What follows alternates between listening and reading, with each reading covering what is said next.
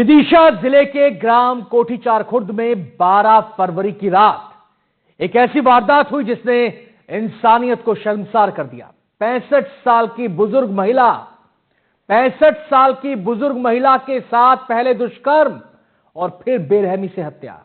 लेकिन इस कहानी का सबसे खौफनाक पहलू और शर्मिंदा करने वाला पहलू यह है कि दरिंदगी करने वाला कोई अनजान शख्स नहीं, बल्कि घर के ठीक सामने रहने वाला युवक निकला।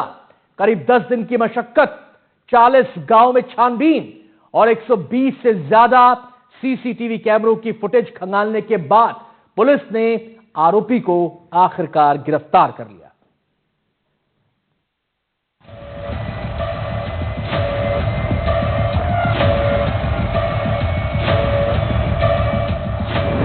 अंधे रिश्ते का खौफनाक अंजाम, सामने वाले घर का दरिंदा, अपमान का बदला इतना घिनौना, पहले दुष्कर्म और फिर हत्या, रंजिश, सनक और खौफनाक वारदात। 12 फरवरी की रात विदिशा जिले के कोठी चारखुर्द गांव में सन्नाटा पसरा था। सुबह जब ग्रामीणों को 65 वर्षीय बुजुर्ग महिला का शव संदिग्ध हालत में मिला तो पूरे गांव में हड़कंप मच गया। शरीर पर चोट के निशान थे, घर का सामान बिखरा पड़ा था और हालात साफ इशारा कर रहे थे कि ये सिर्फ हत्या नहीं बल्कि उससे पहले एक और जघन्य अपराध हुआ है। प्रारंभिक जांच में ही दुष्कर्म की आशंका सामने आई। मामला गंभीर था, इसीलिए पुलिस ने तत्काल विशेष जांच टीम गठित की। करारिया क्षेत्र में एक बहुत गंभीर घटना हुई थी पिछले कुछ दिनों पहले, जिसमें एक बुजुर्ग महिला की हत्या की गई थी और संभावना थी कि शायद उनके साथ सेक्सुअल असॉल्ट भी हुआ है। इसमें बहुत बारीकी से विवेचना की गई। काफी टफ टास्क था क्योंकि एकदम ब्लाइंड केस था और कोई क्लू उसमें ऐसा सामने नहीं था। पुलिस ने काफी इन्वेस्टिगेशन किया, सीसीटीवी कैमरे, पूछताछ, सारी चीजें हुई। उसके बाद फिर कुछ सस्पेक्ट सामने आए।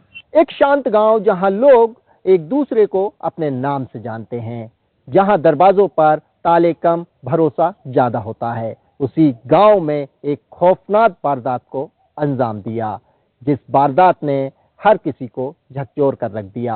पुलिस के सामने एक बड़ा चैलेंज था। वारदात के बाद आरोपी बिना सबूत छोड़े फरार हो चुका था। घटना के बाद आरोपी गांव से गायब था। पुलिस ने उसकी तलाश में भोपाल, रायसेन, बैतूल और विदिशा जिले के करीब 40 गांव में दबिश दी। करीब 120 सीसीटीवी कैमरों की फुटेज खंगाली गई, मोबाइल लोकेशन खंगाली गई और संदिग्धों से पूछताछ की गई। जांच के दौरान पुलिस को कुछ तकनीकी सुराग मिले, जिनके आधार पर शक की सुई गांव के ही 22 वर्षीय युवक सुरेंद्र राजपूत पर जाकर टिक गई। आखिरकार पुलिस ने उसे हिरासत में लेकर सख्ती से पूछताछ की और जो सच सामने आया वो रोंगटे खड़े कर देने वाला था। इसका खुलासा हुआ, घर के सामने रहने वाला एक अविवाहित युवा है जो कि सुरेंद्र नाम है। उसके द्वारा रेप अटेम्प्ट किया गया और रेप के बाद उसके वृद्धा का जो मर्डर किया गया था गला दबा के, और भी पकड़ा गया। Technical evidence, scientific evidence, DNA के माध्यम से इसकी पुष्टि हुई है और उसमें धाराएं बढ़ा ली हैं, आरोपी गिरफ्तार कर लिया गया। क्या नाम है सर? सुरेंद्र राजपूत। पूछताछ में आरोपी ने कबूल किया कि मृतका का घर उसके घर के ठीक सामने था। उसका दावा है कि बुजुर्ग महिला उसे अक्सर लोगों के सामने अपमानित करती थी। बताया जा रहा है कि आरोपी की बहन कुछ समय पहले गांव के ही एक युवक के साथ भाग गई थी। इस बात को लेकर गांव में चर्चा होती रहती थी। आरोप है कि मृतका अक्सर आरोपी को उसकी बहन के भाग जाने को लेकर ताना मारती थी और लोगों के सामने उसे अपमानित करती थी। इसी कथित अपमान और तानों का बदला लेने की नीयत से आरोपी ने पहले दुष्कर्म किया और फिर पहचान उजागर होने के डर से निर्ममता से हत्या कर दी। उनके साथ दुष्कर्म किया और मर्डर किया सर। उसको साड़ी का पल्लू लपेट के और डंडा से अंटा दिया है सर। अच्छा, कहाँ की बात है?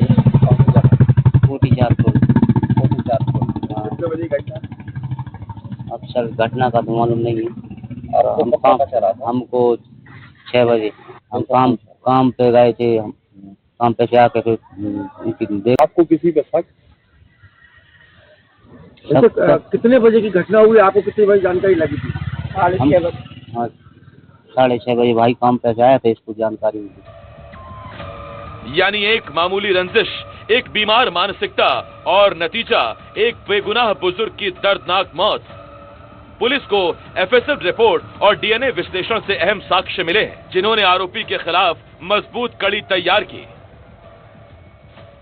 हमको तो पता नहीं है कहाँ पे गए थे हम, और आए घर पे देखा ताला लगा था, खरियान में रहते थे, खरियान में से गए तो पता पा रहा भाई साहब के घर पे गई होंगी, तो भाई साहब के घर पूछा, मेरे काका के घर पूछा, वहाँ पे भी नहीं गया। बाखर में पूछा, यहाँ शादी वो हो रहा था, और पड़ोस के लोगों से पूछा, उन्होंने को भी पता नहीं था। फिर मेरे वो खड़ेरा में एक घर है, उधर भी गया, और मेरा एक और घर है वहाँ पे गया, तो वहाँ पे गेट खुला था और अंदर मेरी माँ ऐसी हालत में मिली। जी, बहुत गलत किया है उनके साथ, दुष्कर्म किया है उनके साथ। हाँ, आपको उन्हें कड़ी से कड़ी सजा मिलनी चाहिए।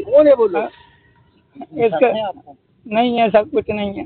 इस वारदात ने एक बार फिर साबित कर दिया, अपराधी चाहे कितना भी शातिर क्यों ना हो, कानून की पकड़ से बच नहीं सकता। लेकिन यहाँ सवाल उस समाज से भी, आखिर समाज की मानसिकता कहाँ जाती जा रही है, और इस तरह की मानसिकता कब थमेगी, जहाँ तानों बानों का जवाब कानूनी संवाद से नहीं बल्कि दरिंदगी से दिया जाता है। हालांकि आरोपी को पुलिस ने गिरफ्तार कर दिया, जेल पहुंचाया गया, आगे भी कानूनी कार्रवाई चल रही है। कैमरामैन राहुल के साथ नवीद खान, एनडीटीवी।